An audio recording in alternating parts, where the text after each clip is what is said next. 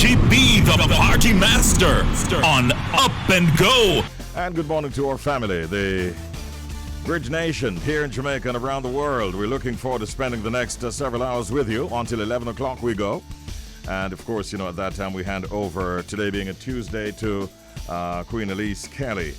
It's a new month, second month of the year 2022. Welcome to February, everybody, and happy Lunar New Year. Today, I can tell you that more than 1 billion people around the world will celebrate the start of the Year of the Tiger.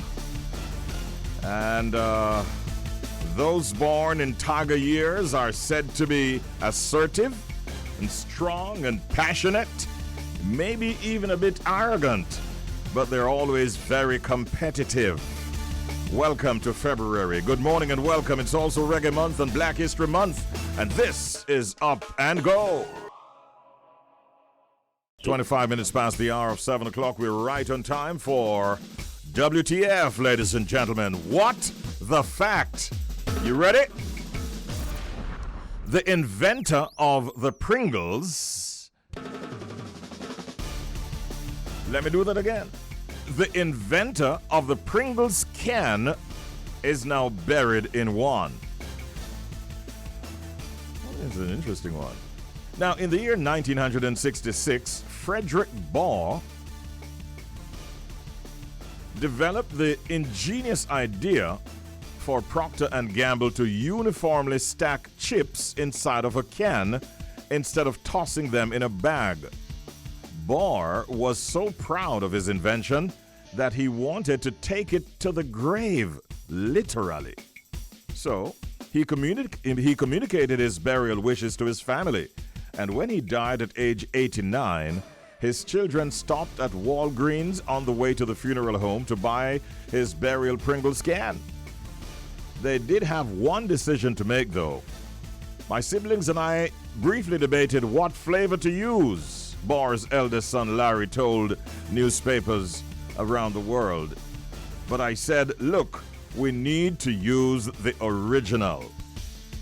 Frederick Baugh, an American classic. There you have it. The inventor of the Pringles can is actually buried in one. I just saw the images on the screen. And do we have them in the studio? Like, are Pringles around? No? Look at those. There's sour cream, the original, the salt and vinegar. This is really cruel stuff going on here. You don't show me Pringles unless you have some to offer me. Hey, Romy, the supermarket open yet because I know you run go buy some, All right, soon forward. Zin? 27 and a half minutes after the hour of 7 o'clock. Ladies and gentlemen, join us again tomorrow morning at 7:25 when once again we'll have it for you. What the fact? Coming up in just about 28 and a half minutes from now, we have our first guest lined up, and that is a chat we'll have with Dr. Winston De La Haye. He's a consultant psychiatrist and senior lecturer in psychiatry at the University of the West Indies. A number of cases of suicide internationally and also locally, and we wanted to focus on that, and especially whilst we're living in a pandemic. People are getting depressed and sad and so on. Who can they turn to and how can they overcome these difficulties? Do you know that the Miss America that took her life in the United States, it is now emerging that a great part of her problem might have been cyberbullying? Yep, and she actually wrote to that effect weeks before she passed. And even that, with what is going on with the internet and social media and the pressures and the disrespect that some people get, how can we cope in all of this? Dr. Winston De La Haye will help us through that around about 10 minutes after 8 o'clock this morning, as a matter of fact. And Jody has joined us in the studio. Hi, Jody. How you doing? Hi, good morning. I'm great. All is well? Yes, man. We made it to February. Yeah. I don't know. Something about the songs we played this morning. I see Jody busting some blanks. And, don't tell them that. Listeners, when you heard me say, is there anyone out there who loves Dexter Daps? You should my goodness. Dexter, he's on a roll, right? Yes, he's on a roll. Yes. All right, it's a good look. Now, you have some updates to share with us. What's going on out there? So, the whole Marian All saga. Oh, Lord. When will that end? Marian, Saul, Maka, Jada. Who else? Shensia has been the one that quiet. has not, and she said that she's not going to respond to Marianne Hall. Well done. Congratulations for that. Jada chose violence. Jada? I don't see Jada as a violent person. Oh, really? Why did you say that? How do you come to that conclusion? So, on her, I think it's her Instagram yesterday, she finally responded to some of the harsh criticism from Marianne Hall, and she was like, what am I doing, mama? Why me? Why are you choosing me? Because I don't look up to you. You know what? Make we just fight and done. What? That's such a basic. That's what Jada said. in a fight between Jada and Saul, Boy, who do you think would win that one? Marianne Hall. If it's Marianne Hall, maybe she have a chance. She have a chance, but if it's Lady Saw, we'll have a problem. So hospital business. That, which is so unfortunate, though, Richie, because they're all so talented. I understand these ladies, though, Spice and Jada, being in their feelings, because nobody wants to be criticized like that openly. Like it was strong, and I understand to an extent where Marianne Hall is coming from, but I think it could have been done differently. That's just my view. I endorse that. I'm looking at one of the lines from what Jada posted. She says, "Mossy cars, I never you me look up to. Go from here, yes. Go from here. Mama, you're so bitters. You're mama bitters. Mama bitters. So go from here, mama bitters. I'm like, yo, there. OMG. And it's, boy, it's sad though. It really is. Especially when they're so talented. Who is it that is able now to try to? Maybe you remember when there was a Vibes Cartel and Movado issue. I think former Prime Minister Bruce Golding actually called them up to Jamaica House, sat them down with their various entourage, and say, hey, listen, guys, this is not the way to go. And it came to a little cessation for a while. So maybe the political directorate might have to intervene in this and see if they can bring some. It's not looking good. And then persons are going to choose sides because you know how Jamaicans are. We love music. Oh, yeah. We're very much immersed in dancehall music as well. So when stuff like this happen, persons start to choose side and over side them a good depend, and then that is going to cause another problem, and it can get out of hand. Yeah. So I just want to tell the listeners that Dr. Winston De La Haye, who we told you about, he's going to be joining us in a few moments. I think we're scheduled actually for 10 minutes after the hour of 8 o'clock, so don't worry about that, all right? What else do you have for us, Jody?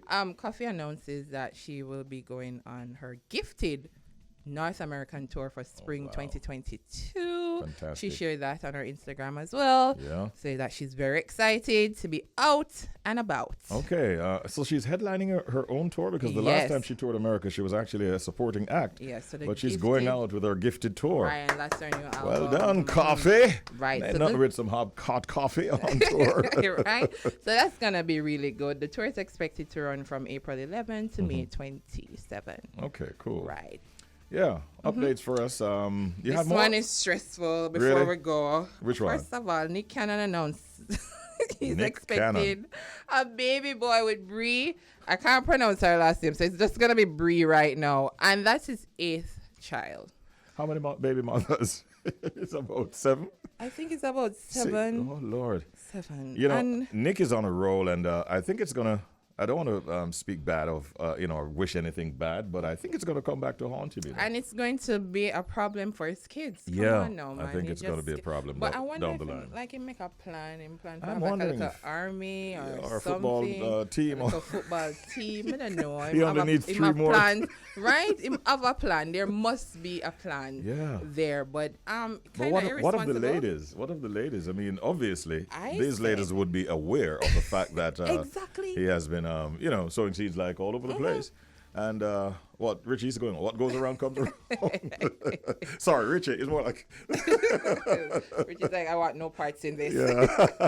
I think it's I think the ladies are aware. It's just unfortunate that the kind of I don't know. It's unfortunate because they just want to say, hey, I'm with Nick Cannon or have a baby for Nick Cannon because Nick Cannon is rich, him have money. Yeah. But if him keep having babies like this, he's not going to have much money. It's a good way to get poor. So those are some updates. Yeah, we appreciate that, Jody. Thank you so much. I know you have to make contact now with Dr. Winston De La Haye, a psychiatrist, a consultant psychiatrist, actually. and senior lecturer in psychiatry at the University of the West Indies. I want to be talking and focusing on suicide, ladies and gentlemen. So many cases like that we've heard locally and internationally, and we want to make sure that we point you in the right direction. So if you're going through rough times, you don't even think of going that route. Now, suicide has always been a major concern in our society, and lately it has unfortunately seemed to be trending in the news. Now, before COVID-19, the data tells us that about 1 million people globally die each year due to suicide. Here in Jamaica, the suicide rate is approximately 2.1 per 100,000, with statistics from the Jamaica Constabulary Force reflecting between 47 and 57 deaths per year due to suicide. So we do have a problem here in Jamaica as well. There have been some cases internationally. Regina King's son, I think it was, the international superstar Sade. Just a few days ago, a former Miss America committed suicide. So it's all over the news. And we're very pleased at this time to be joined by consultant psychiatrist and senior lecturer in the psychiatry department at the University of the West Indies, Dr. Winston De La Haye. Good morning, Doc. How are you doing? Hi, Richie. Going good. Been a little time since we last spoke. Yes, wonderful to have you on the program, and especially at this time, Doc, when suicide is such a topical issue. First of all, I want to ask you to tell me, what is suicide by definition? So, very clear definition, Richie B. It's where there's a self-destructive action a person willingly does, taking his or her own life. That's the definition right there. Mm-hmm. And who would you say, Doc, is at risk of suicide? So just before I go to that, I want to point out there's also what we call parasuicide, which is an unusual but not fatal behavior, where one makes an attempt. Usually it's found out prior to completion of the act. So that's like a failed attempt. A cry for help or attention seeking, generally speaking. That's all. Okay. But there's some clear risk factors, Richie B. And they include demographics. Very clear that younger persons and older persons, specifically the 15 to 24 and the over 60 age group. The presence of mental illness.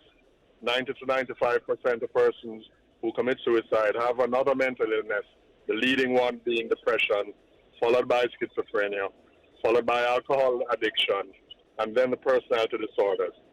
Geography is important. I just happen to have lived in Hungary for 7 years, know the country very well. They lead the world, followed by Finland. And so where you live has a factor, and there are some geographic factors to do with that, including darkness, winter, alcohol use tied in, for example.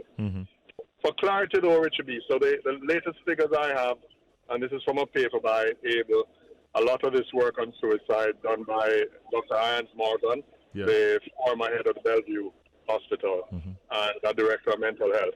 The figures I have would be 2.6 per 100,000. A figure in itself doesn't give you a lot. If we compare with the U.S., for example, they're a whole 11.1 per 100,000, so 4 times higher than our figure would be. Most importantly, the figures, when you disaggregate them, for the U.S. in particular, the rates increase based on the age of persons. So 10 to 14 would be 1.3 per 100,000. You move to 15 to 19-year-olds, it's 8.2 per 100,000. And then the 20 to 24, a whopping 12.5 per 100,000. An important point I want to make, Richie B., if you juxtapose our murder rate, our suicide rate, so a few of the lowest countries in the world would include Jamaica, Mexico, Greece, and the Netherlands. And I mentioned 2 of the highest, Hungary and Finland. Now, within 2 of those lowest, we have a murder rate, specifically Jamaica and Mexico, that's just out of the roof, as you know. So something is probably wrong, where you're coming up at both ends of the scale, low on suicide, but high on murders. And so we are not killing ourselves. We're killing other people in this country. It's a big problem. Unfortunately. Those are very important stats that you just shared with us. But Doc, how do we persons get to the stage of not wanting to live anymore? And how can we identify individuals who are getting to that place of hopelessness? critical point you raise, and like a leaf which rots, it doesn't happen from tomorrow to today. It starts somewhere. We know the associations. It's associated with lost economic changes. The lead factor is depression, and of course, grief. It's part of the issue. We're in a pandemic. We know that. Being aware and having what we term the diagnostic suspicion, recognizing that someone is behaving differently and could need help, was a far way. I just happen to teach suicide for fourth-year medical students. And there's a risk assessment tool that we use. I'll just break it down simply for you, Richie. Yes. It's called SAD Persons. SADPERSONS. We give 1 point for each of those. The total, the maximum is 10. S for sex or gender. A for age. I told you it's a younger and older age group at risk. Yes. D for the presence or absence of depression, 1 point or not. P, a previous attempt, 1 point or not. E for ethanol or alcohol use. R for rational thought. So persons with schizophrenia, for example, have command hallucinations with voices telling them to, for example, drink the acid from a car battery. Then S, social support or lack thereof. The O in the persons would be having a plan, an organized plan, where you have indicated that you're going to the shop to buy some rope and you think you're going to hang yourself on a tree. People say these things. And the N, just to cap off the persons, no spouse, and we're very clear, divorced persons are more at risk than widowed persons, more at risk than single persons. So being married is a protective factor. And the final S would be the presence of sickness or illness. Another illness. Yeah. There goes 10. And if you're coming up 3 to 4 out of 10, we'll monitor you closely. 5 to 6, definitely hospitalization. 7 to 10 for sure, hospitalization. Yeah. So that's how we do it officially. Okay. I'm learning a lot. I'm listening to you. There is obviously, Doc, a stigma towards depression and mental health in our society. Do you think that that is also a factor behind persons not seeking help when they actually need help? A major factor. And so the onus is on us, and we contribute to that stigma. And so things like mad, we don't use those terms in our offices. You know, we recommend that persons may observe strange behaviors. You may not be equipped. At least escalate that behavior. I happen to be presenting on this coming weekend with the Junior Medical Doctors Association, how to help colleagues in need. But it could be anyone. If you're at your job, you're seeing a difference in someone's behavior, don't just watch it. Neither should you scream at them that something is wrong, but try to find help, have that approach, and then we hope with time those persons will be forwarded to the appropriately trained persons like us. Doesn't have to be a psychiatrist. Any physician in this country has been trained in identifying and managing depression, start to finish. Yeah. Doc, when a young, accomplished, highly educated beauty queen takes her life over cyberbullying, we have to be concerned. The influence of social media and the effect of it, how big a factor is that in terms of these cases of suicide? It's a major factor. In fact, my patients come in, so I know the terms. People gaslight you, them done you, etc., etc. These are major things that youngsters struggle with in particular. And as I told you, that age group, teenage into the 20s, 24, 25, it's a big problem. And so one, we want to desist from dunning people, as the term they use, or gaslighting. It just doesn't work. Unfortunately, we're moving increasingly so into a society where dissing and one-upmanship seems to be a thing. We really appeal to persons. If you have nothing positive to say, just don't say. You don't have to be negative. Mm-hmm. So we have a lot of persons, even teenagers, it happens a lot in their age category, being anxious and being depressed. But what should we do if we know someone who has shared that they're thinking about ending their life, or someone that we know is depressed? What should we do in a situation like that? Any comment, Richie B, and I really need to be very clear on this, from someone that they want to end their life, that's a medical emergency. That's an emergency room issue. where the person should go is a psychiatrist. And in every hospital I'm aware of in this country, certainly the university hospital where I work, or any private hospital, need to be assessed. You really need to be ruling out depression, because for the most part, that's what you're contending with. And it's to say, I care about you. I am unable to help, but I'm concerned about what you've expressed. Allow me to find the help I think you need. And you take them. Mm-hmm. You can inform a relative, etc., etc. Doc, before you go, just leave us with a few words of encouragement to persons out there who might be depressed, anxious, having some issues, and maybe contemplating ending their life or doing something crazy. What do you want to leave with us this morning? And Richie, we know there are many, and many are listening. There is hope. We are happy to help. We just need to get the opportunity. Please present yourselves. Any facility, any healthcare facility with a physician will be able to assess.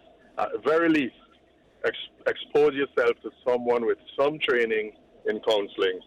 By all means, don't stay home.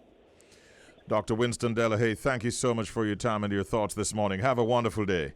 Thank you, Richie. Anytime. All right, take care. That's a chat with consultant psychiatrist and senior lecturer in psychiatry actually at the University of the West Indies, Dr. Winston De La Haye. I really found that to be useful, and I hope that you did also. Really, too many suicides. The information I carried in the preamble, we're losing 47 to 56 persons every year in Jamaica to suicide. Please seek help if that is in your thought, all right? Heading to Canada now? All righty then. Good morning to Red and J. Martin. Hey. Hi. Good morning. Good morning. What up? What up? Big up man like Oddly in the building. Big up. Oddly. What up? Bad man not take bad up. I love it. How's your morning, Richie? How's it going on that side? You can tell that I'm having a great morning when I talk like that. Sunshine, breakfast. I don't even want to know what else you had, but I'm sure it must have been great. It has been great so far. Good weather and good spirits. Don't take that the wrong way, though. No alcoholic spirits, just good vibes in the headspace. But how is it over there in Toronto this morning? A bit chilly. Actually, it's warm today, -4 degrees, so we're like all wearing shorts. Tomorrow we're expecting some snow. Actually, the next 2 days it's going to be a snowfall. Okay. A snow, what do you call it again? Snowstorm. Snowstorm warning, yes. Yeah. The snowstorm warning is coming for the next 2 days, so we'll have to bundle up and think of you guys out there in Jamaica. Yeah. That will help you to feel a little warmer as you remember the good temperatures that we're experiencing. Wow. Well, you've had worse days, so let's be thankful that it won't be as bad as it was a few days ago, eh? Oh, Yeah, we don't want to go back to the past, Richie. Don't do that. Don't do that. No, we let's don't. just think of the brightness of the future and give us what's going on in the news. It's a hot topic. It's a hot topic week. Lots going on. Which one do you want to start with? Let's start with Riri. We talked about Rihanna and A$AP Rocky expecting a baby. We all saw the baby bump yesterday. She broke the internet, literally, looking stunning. And my grandmother would have been like, "Covery baby head, covery baby head, cover that baby head." But I like the Bayesian accent. Yeah, but that's a big one. Many people were speculating what is to come next for Riri and A$AP Rocky. Some were thinking it might have been a wedding, but it turned out it's a baby bump, and the world is celebrating with them. They are. This baby is going to be amazing. This baby is going to break a lot of the rules. And you don't, as we were saying earlier on our show, you're not trying to get Rihanna just to be your baby's mom. You want her to be in your life forever. Absolutely. So this is big. Yeah. Let's hope. I mean, looks like he has a good track record, so we're all praying for the best. And you were saying, Richie, that, we've heard some news from the Prime Minister of Barbados. Oh, yeah. I can tell you the message that she sent out on Instagram. She says, "Once upon a time, hashtag bad gal Riri, hashtag A$AP Rocky. We are so happy for all three of you and love and blessings always. That is what the Prime Minister put out a few minutes ago. So she's also joining the long list of persons who are offering congratulatory words to, there are some men who are quite jealous. And I can name a few, but I won't. Yesterday when I broke the news, there's one in particular who showed me tears in his eyes because he's just sad that it's A$AP Rocky who has that distinction, if you get my drift. And who could be so upset, Richie? Who could be so upset? I think it's someone who has never even met Riri, but has visions of meeting her. Man's like oddly. Man's like no, it's not oddly. It's not oddly. It's you? No, it's not me. Have you met her? Have you met her, Richie? No, I haven't met Riri actually. I haven't met her. No. Right. No, I haven't met her personally. She's great. I actually interviewed her 20 years ago. Well, would it be 20 years ago? I guess it was 2009 when she first came out. Ritz, when did she first come out with her album? Actually, it was before that. And this was before she was Good Girl Gone Bad. So her hair was like blonde. She came to the studio and she was new.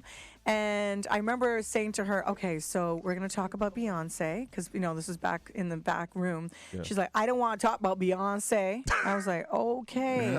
And right there, I knew a star was born. I wasn't taking crap. So we had a great interview, and then we asked her what kind of man she's looking for. She looked at my son and was like, a man like Keyshawn. And he was only 10, and his face went, ting. Wow. So it was like, she was like family. And then my mom ran through the studio, said, Rihanna, you want some chicken foot soup?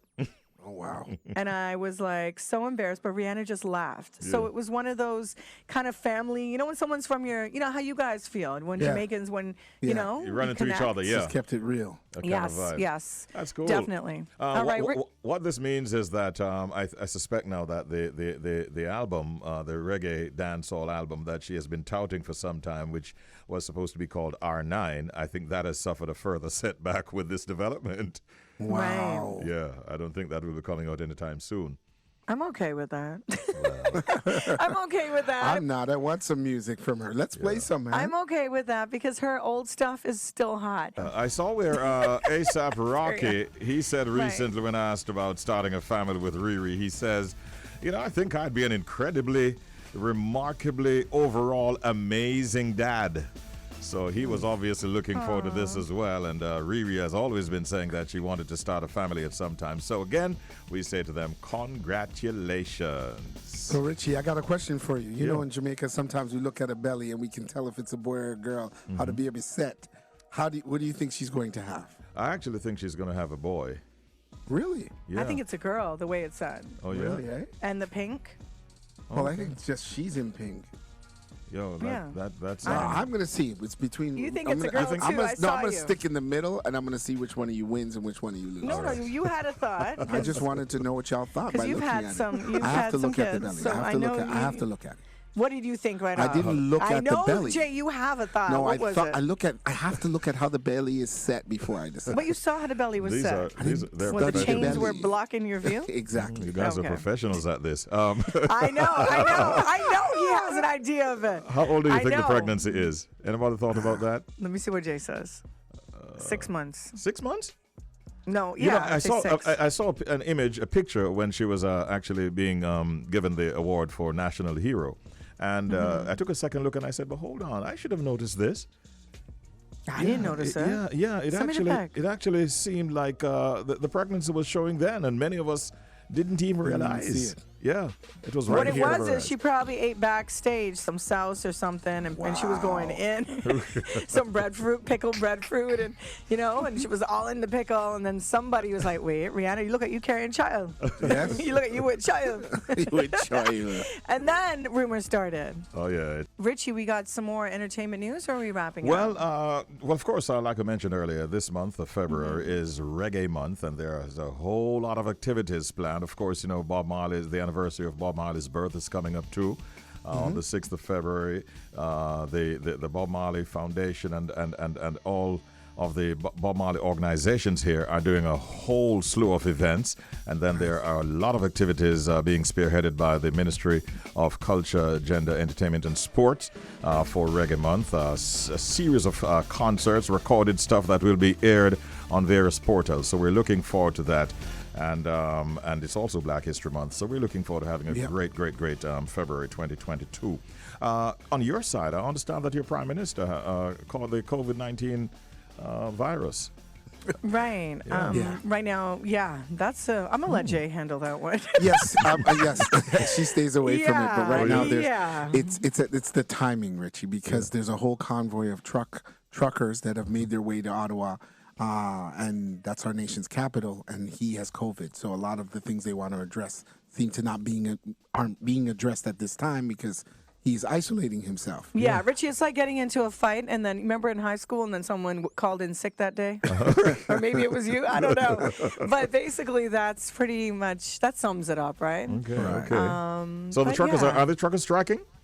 Yeah, there's a lot of them up there. There's a lot. Like, they're in front of all of the statues. They're letting everybody know how they feel. But they're doing it peacefully, so to speak. Okay. And I don't know if their message is getting across. That's why Red keeps throwing it back at me. Because I saw some pics. You saw probably that the white supremacists are like out there.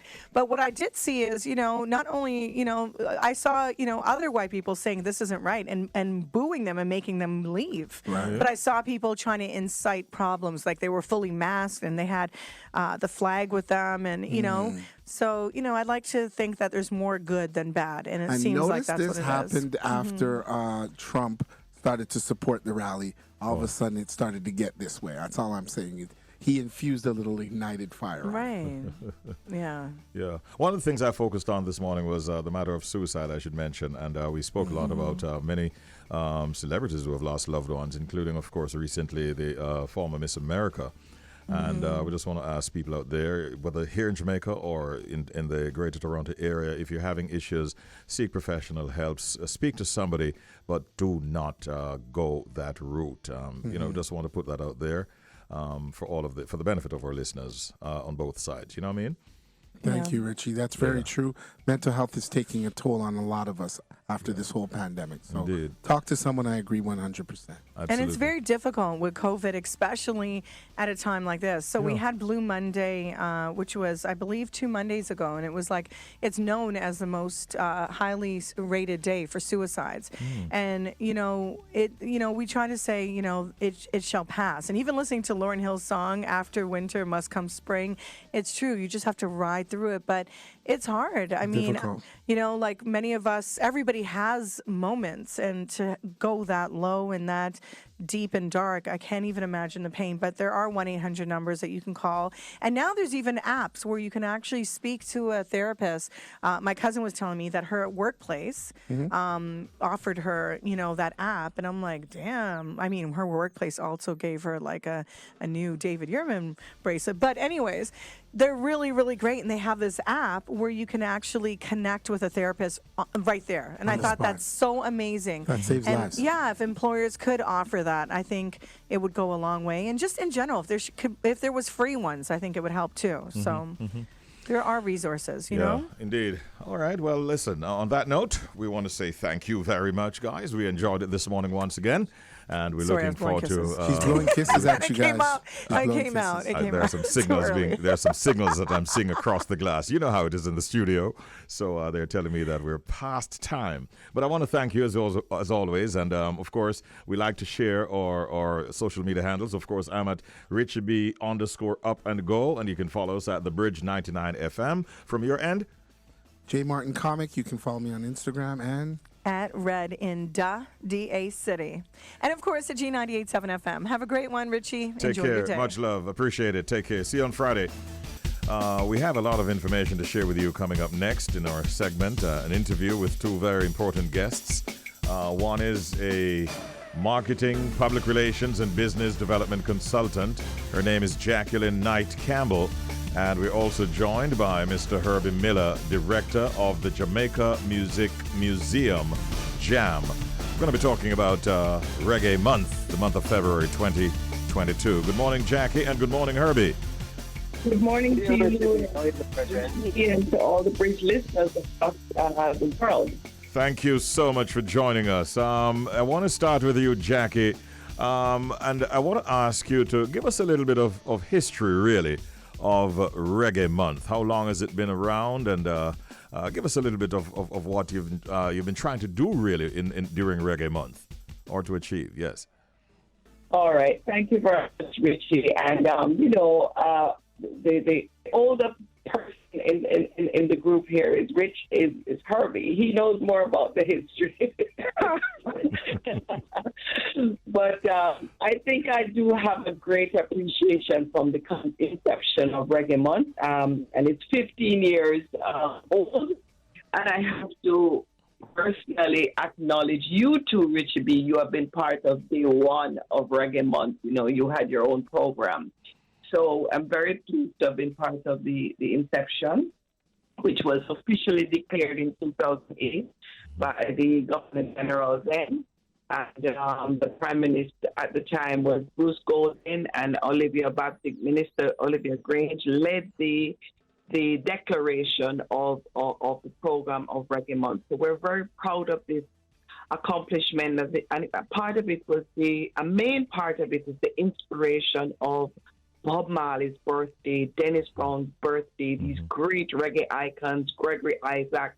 And I've put together a list of 22 more top reggae artists that have birthdays in February. Wow. Herbie, have we remained true to the mission? You were there from the inception yourself. Have we been true to the mission of what we wanted to achieve during Reggae Month?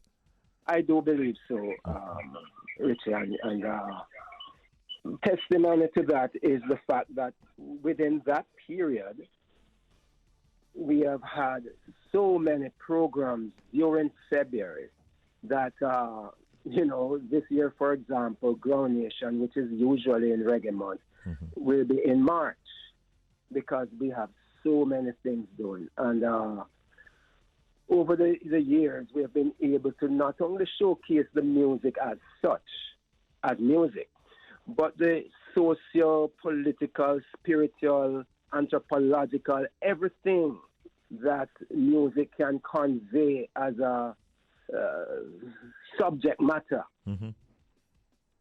to make us better understand ourselves as a people and what music and how music functions.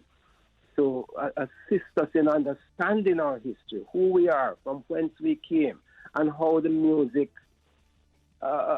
changes over the years from whatever it was on the plantations or before the savannas, the Middle Passage, the plantation, until today, how it has reshaped itself until today. We boast, 7, 8 or so different forms of music associated with Jamaica. This is happening at a time when we are living in a pandemic, and it doesn't seem to me, Jackie, that even the pandemic is slowing down the activities, because I got a glance at some of the activities, and there are many that will be taking place the entire month. I think the theme this year is Come Catch the Rhythm virtual events. What can you share with us in terms of some of the activities that are planned for Reggae Month? Well, definitely. We are not slowing down. And just like last year, we had to go virtual due to COVID and the restrictions of the license not being issued, for the disaster management in terms of gatherings. So we're able to put together smaller productions under very tight COVID restrictions and produce virtual events via webinars, concerts, showing live on stream. And this year in particular, we want to, it is being elevated because of our Jamaica 60th celebration. So we love Jamaica's 60th Simon Reggae Month celebratory year.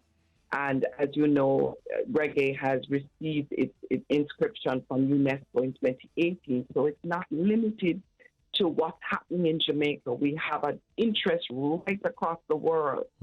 Several countries have been tuned into Reggae Month from Africa, the diaspora markets. And when I say Africa, I mean countries like Ghana, Zimbabwe, Nigeria, South Africa, places like Japan. Oh my God, they love reggae music. When we do the statistics post Reggae Month, we have seen the numbers showing up from Germany to London, France, Holland.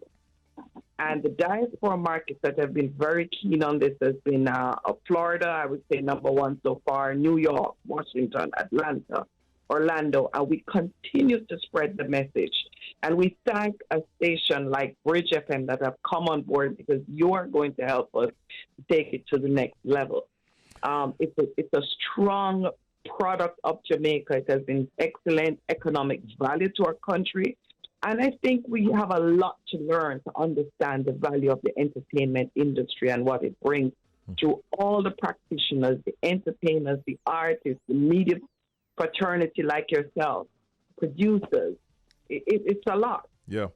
We're going to get to some more specifics as to, like some of the events. For instance, one of the things that I look forward to most is the conversations that you have staged with some of our iconic artists. Is that back this year, for instance? Absolutely. Absolutely. We have the reggae conversations and in-studio features that are happening. And I know that is one of our special productions hosted by Lenford Salmon, the producer for Reggae Month. And he has taken a very keen interest in a number of these productions. Some of the featured highlights are the Young Reggae Ambassadors program. We also have the Sizzler concert series or program with a 35-piece orchestra. That's going to be a very special concert this year. The Global Reggae Icon and, of course, Reggae Month Vintage Concert, spearheaded by Java, the Jamaica Association of Vintage Artists. And we also have the Reggae Month series, University Forum series. I will leave that to Herbie Miller to elaborate a little bit more on that. And one of the exciting productions of Reggae Month, Echoes of Sound System Tune for Tune competition. And that is going to take place. If you want me to elaborate a little bit more, how can I forget this week? We want to say it's a little bit more than just Reggae Bob Marley's birthday week.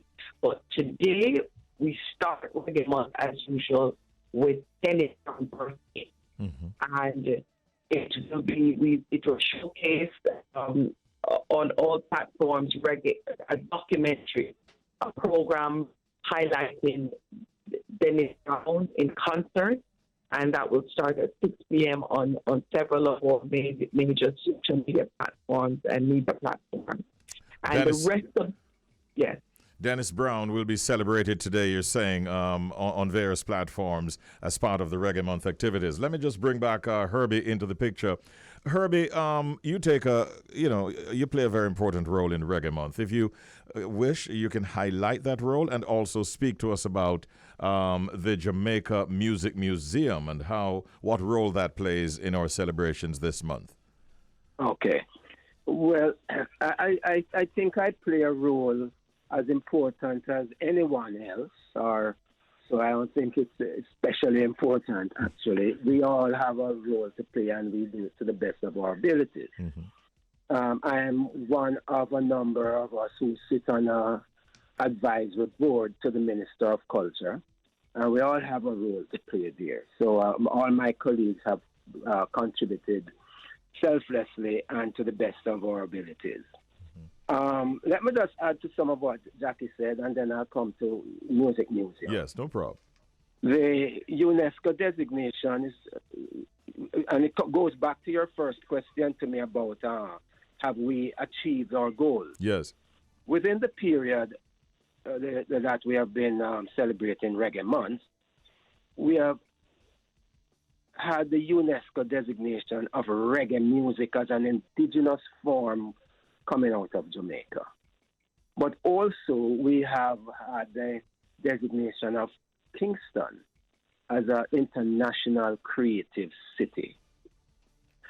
And those both came out of the fact that we have been lobbying and using all of our initiatives, all of our what we can do to make reggae this internationally recognized product. It's very important to brand Jamaica as well, and I don't have to go through all of the cliches that we hear echoed each time a politician or someone not necessarily in tune come back to Jamaica and talk about going through customs and immigration and Jamaican passport and recognition. So these are important milestones. But coming back to the Music Museum, museums are institutions no less important than universities. It uses artifacts and objects, but it also uses text to tell the story of whatever it is that we're highlighting at any given time. And I say that because Jamaica is not a museum literate country. There are the few of us who will travel and go to museums abroad. But in Jamaica, we don't necessarily have that. Yes, we have the National Gallery. We have the Institute of Jamaica that supports these things.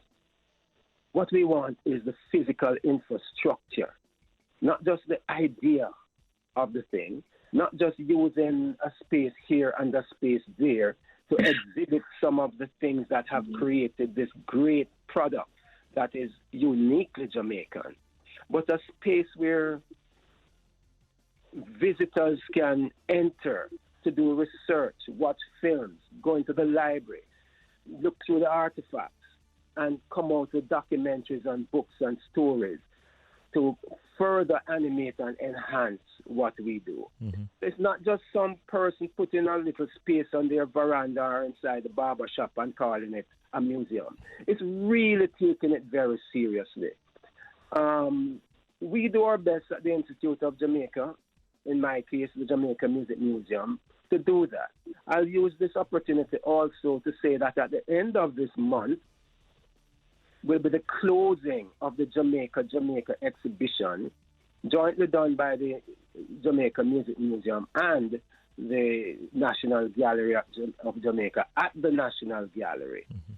Because of COVID, it has been underused, but because it closes this end of month, I urge everyone to call and make an appointment and go down and see it. And especially people in media who promote this thing, to go and have a look. Go look at Sir Coxon's equipment. Look at what he used to develop that great legacy that he has left us. Mm-hmm. Look at Lee Scratch Perry's studio equipment. Look at the equipment and instruments used by our iconic artists such as Bob and Peter and Bunny, Third World, Burning Spear. It's important that we are able to identify these things. Where are you located? Where's the museum located, for those who want to know? The National Gallery is at the end of Orange Street. Okay. By the boulevard, what do you call it? Mind the Boulevard. Mm-hmm. Right next to the Edna Manley statue. And the Institute of Jamaica is at 10 to 16 East Street, downtown Kingston as well. All right. Herbie, I want to thank you for that, and best wishes. Jackie, before you go, we're over time, but can you just tell us how people can view and participate in the activities? What are the portals before you leave us? Okay, first thing, I would like to encourage everyone to download Reggae Month Jamaica app. Mm-hmm. Simply download it right away, and you will get all the live events, the Government of Jamaica core events, the endorsed events, the listed events, and all events on the platform that are endorsed. And you will get the live information as well as links, press releases, promotional flyers. They're all there, and you get the information. That's the first thing. And just stay tuned each day. All the media partners like yourself will be giving daily updates, and we welcome partners like, Richie B, who is very knowledgeable with the information to share on Reggae Month updates. We also want to highlight the city of Miramar and all our overseas partners that have come on board. And the missions, the Jamaica High Commission, across the world that are also tuned in, working along with several stakeholders on the ground. The City of Miramar will be officially launching their activities on Wednesday. Okay. And that will be a series of things that has been endorsed by Jamaica, and the minister herself received a proclamation and key to the city of Florida. So we're very proud of that partnership with Black History Meets Reggae. Sounds good. We're out of time, Jackie. I want to thank you. I suspect that we'll be definitely doing more of these kinds of interviews in any event, so persons will definitely get a chance to hear more. But I want to thank you, Jackie Knight-Campbell, and thank you, Herbie Miller, for the information you shared today. It was our pleasure. And best wishes for Reggae Month. Thank you so much. Thank you, and come catch the rhythm. Without a doubt. Good morning, Pressure Busspipe. Good morning, sir. Morning, big up, greetings to the world, love alone. Every time. How you doing, sir? How is everything going with you? How was your morning? Well, go on, Pressure. Tell us. Great, we're all together, man. We give thanks for every morning, you know? Yes, I. I want to ask you, since I just played Everything I Need, you have delivered that song, Pressure, with some very, very high notes. I have to ask you, when it comes to performing that song, will you keep the same air, the same melodies, or are you going to drop the notes? I'll try my best. Let me just be honest with you. Yeah. Sometimes we feel good in the studio and we just get some things out of the system that, you know, it was just that moment. And I'm grateful that I was able to capture that moment on record for the world, you know what I mean? But every day is not the same. I can't tell you, say, I'm like, you know, because Pressure Busspipe don't lip sync, you know.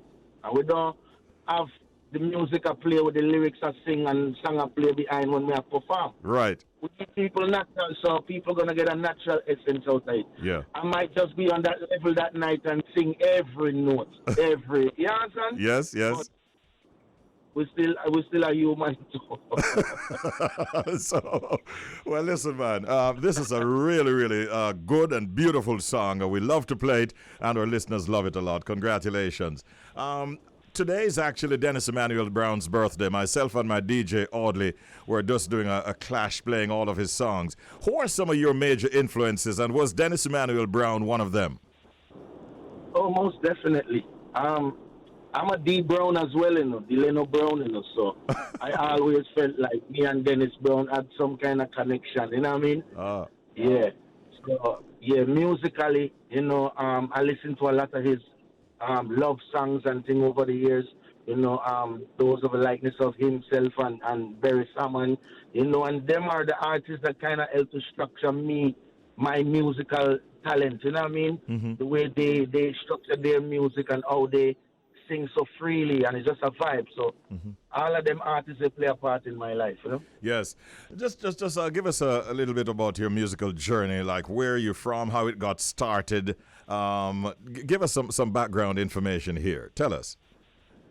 Yeah, well, Pressure Busspipe was born and raised in St. Thomas, U.S. Virgin Islands. Been doing reggae music for, I would say, almost or maybe 20 years or more. You know, internationally been doing reggae music since the year 2006 with my first hit single, Love and Affection, you know, and that did very well, and we've been doing a lot of music since then, you know what I mean? But music is foundation. I've been doing music as a little youth. I came up in a school of music. I did concert music. I played in jazz band as a drummer and a trumpet player, you know, so I've been well-rounded in music from a very young age, you know. My dad is a drummer. He played for a band. He was also on the radio as a DJ, like yourself, you know, so music is heavy a part of my life. Yeah. In St. Thomas, where you were born, USVI, was reggae music like the most dominant musical force that you'd have heard around you growing up? No, it's not. It's actually not. Calypso music is most dominant in these islands, you know, especially St. Thomas and St. Croix, you know, but that's in every community. Reggae music speak for the poor and have not, you know what I mean? So my community, of course, when it's party time, it was like Calypso music, you know what I mean? But when it comes down to the music that actually moves us and inspire us and stuff like that, in the times that we were going through, it was reggae music. Reggae music speak about the social issues that we as a people face, you know what I mean? So I more gravitate to reggae music because of my search for spirituality at a young age. And I could have find that essence in reggae. I couldn't find that in calypso music. You know, calypso for me was just an enjoyable music, you know, have fun with friends. But when it came to like the gospel of life, no, reggae music was speaking to my heart and soul, you know? So I elevated from that. Oh, yeah, it makes it even more interesting to hear you say that. With all the different influences and the different kinds of music around you, you decided to go the route of reggae, and we are happy that you did. And you have become quite a big star worldwide. You're also a big star back home. I think at one stage I saw where you were being used or being a part of promoting, the USVI and St. Thomas in particular. Did you enjoy that particular spell, pushing your country of birth to the world?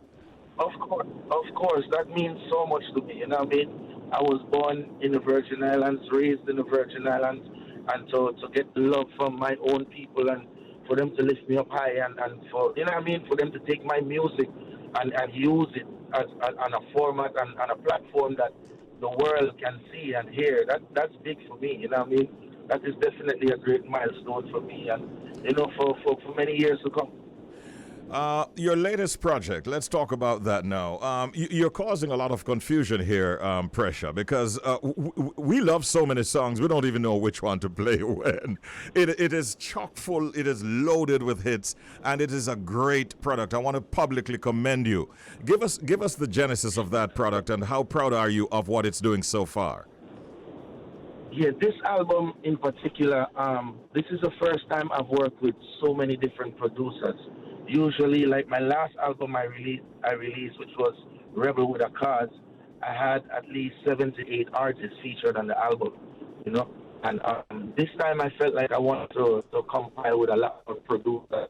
I usually work with one producer or maybe 2 producers on an album, you know. So this is the first album that I was able to say, you know what, I just want to work with different fields of music. I want to carry a whole different vibe. I want to express myself different to the world. And that could happen by getting different producers involved, different fields.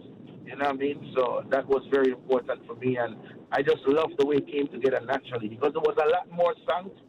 We had at least 36 songs to choose from, and it came down to 15 songs. So it was a hard task to choose, but, you know, I'm grateful that we came out with this package for the people now. And even the songs that we held back are still great songs to come for the future. All right, you gave us 15 gems. How well is the album doing across the world?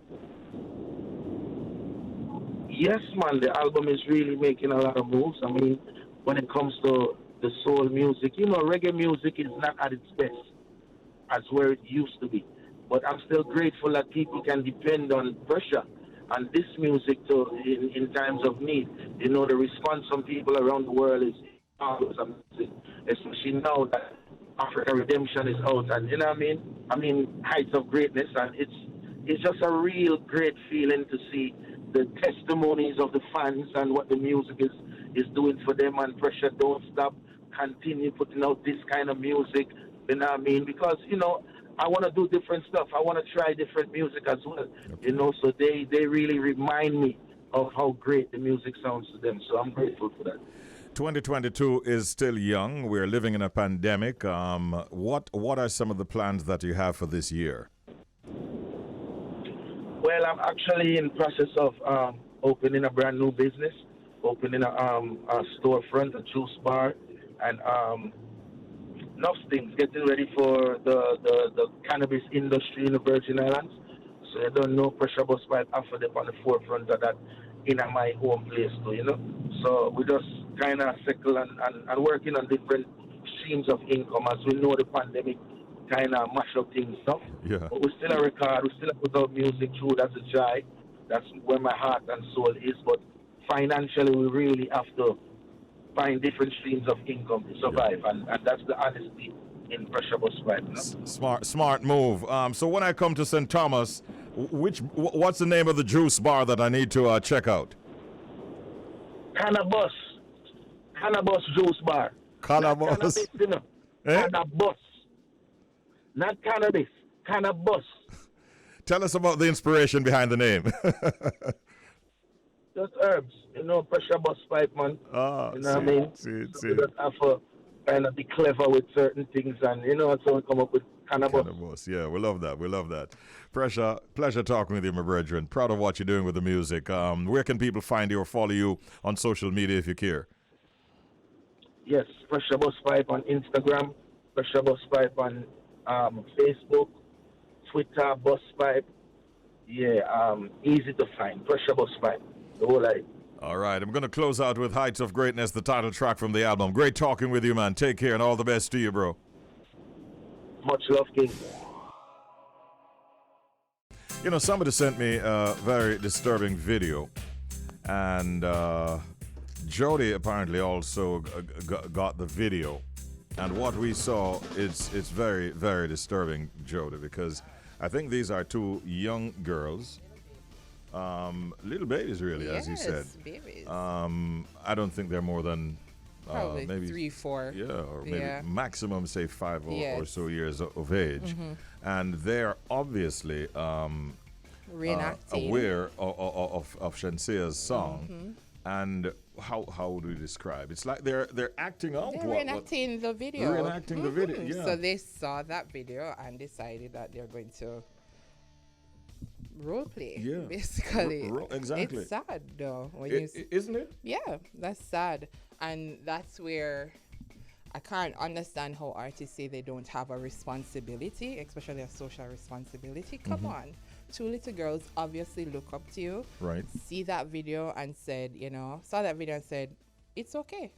Shensia is doing it. Megan is doing it. So they kind of look like me. So that means I can do it too. So artists have to understand that when you're putting music out there, these are the kinds of things that can happen and will happen. And I'm sure that I can't expect that Shensia would be happy to see that being reenacted. Be okay with, if she had a little girl, she has a son. So, and I'm thinking even if she saw her son doing something out the way, she would not appreciate that. And that's why I'm not for the I'm just an artist. You should be, you should be. It's just art. Yeah. Come on, now you can be responsible with art. You have to be. You have to be. And this particular video, more and more people are going to be talking about it. It's disturbing. Yeah, it's very, very disturbing. Two young girls reenacting and role playing in that to the song "Lick." Right. So I'm just saying too. I have to question where the parents, why they have access to a phone, and how did that video, because even if I'm a parent and my child did something like that, how did it reach on social media? Yeah. Well, they have ways and means. And that's what is disturbing and creepy, because it's like you see 2 little girls reenacting something that is not appropriate, and then it makes social media. Right. That too. And obviously, they're not the ones who were filming. So there obviously is a third party in that process. So you see how bad we're getting. Yeah. Maybe it's also another little young one as young as they are. And we don't even know. And they have access. Nobody's, nobody's watching them. Yeah. It's just an overall it's sad a sad occurrence. Right. And this, I just think we have to be careful what we're putting out there. This is something that is going to have to live with her for a very long time. Yeah. And we have to watch our kids too. Yeah. We have to watch our kids. We Definitely have to watch our kids too, because even though we might not be playing that or it's not playing at home, it's playing somewhere. Their friends might have it on their phone. Yeah. They're going to see it somehow. So we have to talk to our kids. I thank you for those comments. You seem to have enjoyed this morning. I mean, the song. That Dennis Brown segment. And the Dennis Brown. Oddly. Hey, oddly, when you draw your first D Brown, I say, yo, it look like you win over Jody. You saw when me hit you with Revolution, she get up out her chair. I say, yeah, we win our back. Yeah, man, it was good. Good vibes overall. I think you're at a point where you just couldn't decide who were playing with most of your favorites. Right, you were playing all my favorites. So it was really good, the Dennis Brown segment. And a while ago, oddly, boy, man, the dance. What do you mean? You think we easy around here? Them for no? Them don't understand. Alrighty. Much love every time. It's now 10 minutes before the hour of 11 o'clock, and we're almost at the end of the show. Let me just remind you that we started at 7 o'clock this morning, and of course, Going to be wrapping up in 10 minutes' time. Thank you, Dr. Winston De La Haye, consultant psychiatrist and senior lecturer in psychiatry at the University of the West Indies. We focused this morning with Dr. De La Haye on the whole matter of suicide and the problematic situation of suicide, not just here in Jamaica, but the world over. Many cases have come to light recently, and we're thankful that he was able to join us with some very, very important words of advice and suggestions, and words of consolation as well. We thank our news team for presenting News 360. That was at 8:30 this morning. We had our Canadian connection with G98.7 out of Toronto, Canada, rocking right across the Greater Toronto area. And we were on with them, of course, Red and Jay Martin. And we had a blast this morning. Thank you once again, guys. Of course, Jacqueline, Knight-Campbell, and Herbie Miller were our guests, talking about Reggae Month, which starts today. Big ups to our friends from the Ministry of Gender and Culture and Sports and all of that, who are spearheading all of those activities, and all the participants and players and those who are helping to make it happen. We say big ups to you. There's a lot to look forward to in the month of February as far as reggae is concerned. And it's not just here in Jamaica, but the world over. There are many countries who are also now joining us in celebration. So download the Reggae Month app and be a part of the activity and engagement right throughout. Thank you, of course, DJ Odle, for the engagement in the Dennis Brown tribute segment. We thoroughly enjoyed that. Yeah, big respects. And Pressure Busspipe, who was my guest at 10 o'clock, a little bit after 10 o'clock, doing very, very well. Man who hails from St. Thomas in the U.S. VI and has taken his music and craft all over the world. Didn't allow the distraction of any soca or anything that was happening in St. Thomas to take him away from his love for reggae music, and he's a fantastic artist. Hey, we can do anything that we want to if we stick to it long enough. Remember this today. We can do anything we want to if we stick to it long enough. Thank you, Jody. Thank you, Richie Rainford. Thank you, Romaine, and the rest of the team. Take care. Have a great day today. We catch up with you again tomorrow morning at 7 o'clock in the eye. We'll do it all over again. Have a great day. Be safe. Bye. Richie B, the party master, on Up and Go, The Bridge, 99 FM.